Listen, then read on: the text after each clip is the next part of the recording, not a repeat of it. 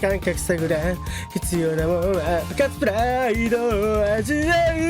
う場所に伸びるしかそれとも敗北のくじかそう全ては二つに一つ操りたい不枚の糸雑魚のゴールデンタイムこの手で掴め渾身のポーカーフェイス決めて仕掛けるよイリュージョンの世界へ引きずり込んで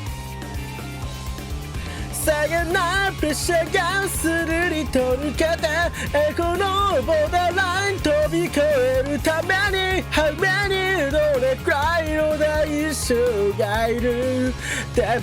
したくないもんはどれ